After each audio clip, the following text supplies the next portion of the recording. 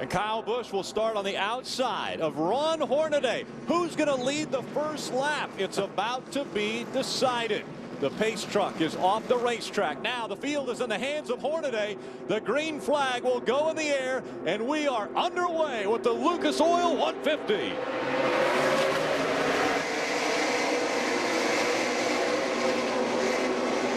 Uncharacteristic start for Kyle Busch there. He didn't jump out in front. Well, it's not over yet. This lap isn't done.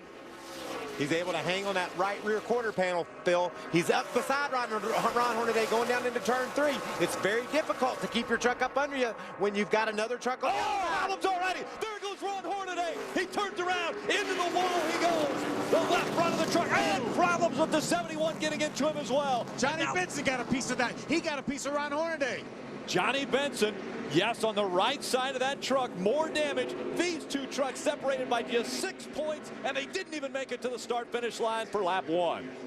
I'm telling you, how reminiscent of that is a couple years ago when Johnny Benson and Mike Skinner, look at all the damage on this VFW Chevrolet. Johnny Benson got away with it. He drove off, got some tires, and came through the field to win the race. Ron Hornaday is done. This truck's got to go to the garage area for a lot of work. It's torn up severely.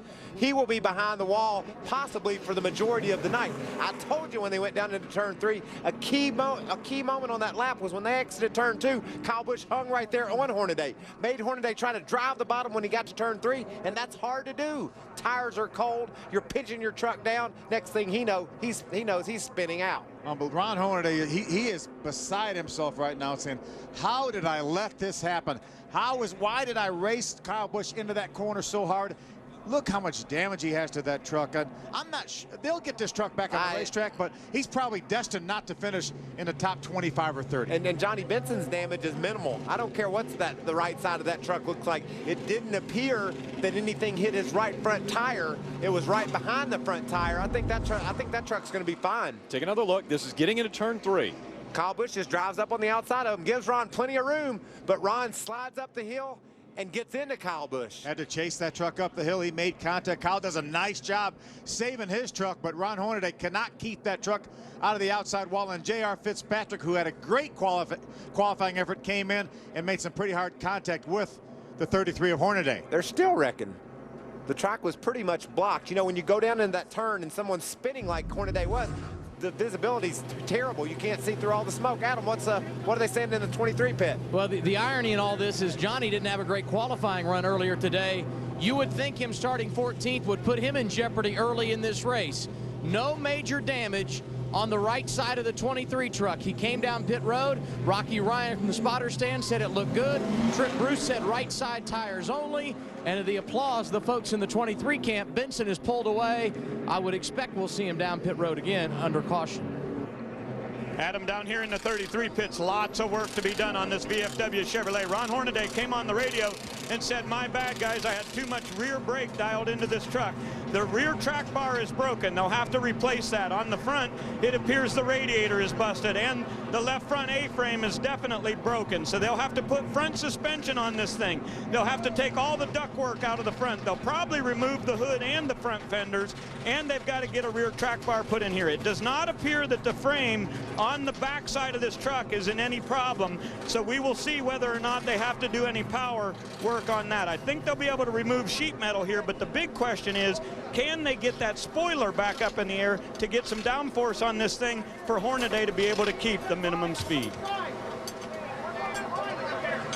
Now let's take another look, and we've got to look at the big picture here.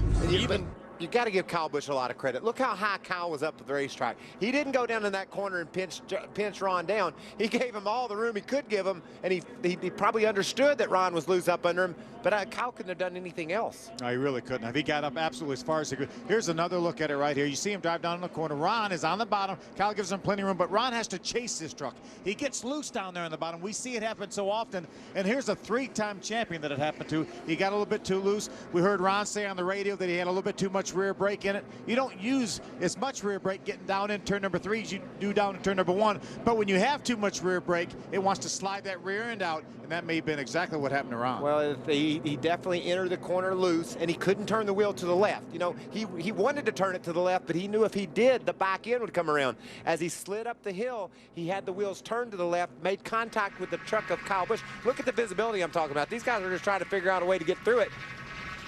That's Jack Sprague right there in his Weiler.com Toyota. He makes a little bit of contact with the 40 of Mike Bliss. There's another Ron's on board. You see him had to chase that truck up the hill. He tries to get back in the throttle to keep it out of the outside wall, but unfortunately, and there's the contact from J.R. Fitzpatrick. What a desperate feeling that is when you lose control of your truck. You try to get on the gas, you're on the brakes, you're doing all you can to stay out of the outside wall. And then when he hit the outside wall, he couldn't keep the truck up there. It came back down the hill and got even more damage. And it's more difficult on a flat racetrack like Phoenix to keep that thing out of the outside wall. You see the trucks that are involved. Adam, what are they doing on that 23? They came back onto pit road. Yeah, I think they wanted to make sure there were no tire rubs on the right side, because when they came down last lap, they did change right side tires. So Trip Bruce, you see him on screen here, the crew chief for Johnny Benson, said come down, we're going to put some bear bond on the right side where they did receive a little bit of damage, and they also put some bear bond across the rear deck lid. And the reason they did that is Johnny said he felt like air was getting in through a hole where they had gotten some debris, so they were able to tape that up as well, send him on his way. You talk about a team that has been cool and calm under a pressure situation. These guys have done it, and they stand to have a huge advantage leaving here tonight if they can maintain the situation as it is right now. It looked like a tin can was just opened up on the right side of Johnny Benson, but they think that's all superficial. Then it's not going to affect the handling of that truck. Yeah, absolutely, right between the tires. That's the key. Didn't look like it hit neither the right front or the right rear tires, so that's very minimal damage. How about this? Northern Tool and Equipment. We got some Roush guys over here helping out. Ray, what's going on down there? Well, they're helping, no doubt about it. A bunch of them jumped to the front here to see if they could do any work on the engine, but at some point you get too many cooks in the kitchen.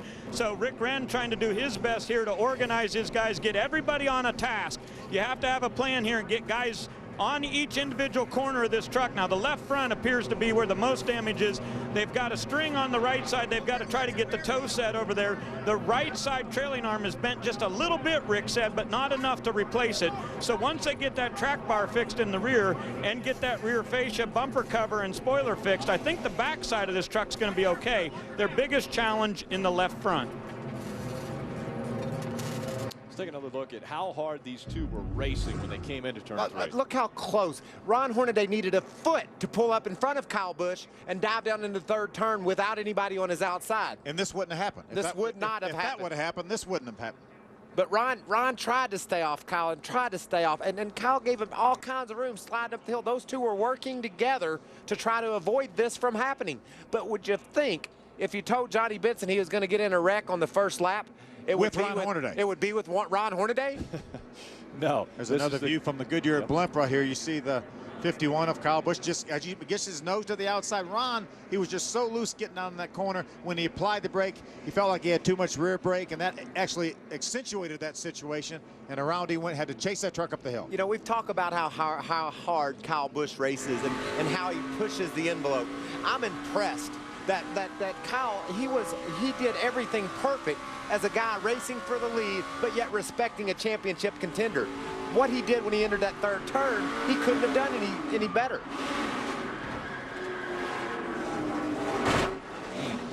The hard hits. Also involved in this, that 40 of Mike Bliss. Had a great truck in practice, Bliss did. Disappointing as can be to qualify somewhere near the back and hit the pole sitter on the first lap. How do you do that? You can see these are the points as they run right now. Ron's only 15 points behind. That's because Johnny has made so many pit stops here. Very few trucks have been on pit road, but as Johnny starts passing trucks, once we get back racing, then that point lead is going to increase just about every lap. Well, what we've got to remember too, right now, those two aren't that far off on the scoring monitor because Johnny Benson was scored 30th the last time by Hornaday 33rd, but it's 6 laps difference between the two because Hornaday is not on the racetrack and Johnny Benson is on the racetrack. So he'll continue to put laps between he and Hornaday. Hornaday's team continuing to work extremely hard to get that truck back out on the racetrack. Lap number 1, and our points championship gets even crazier in the NASCAR Craftsman Truck Series.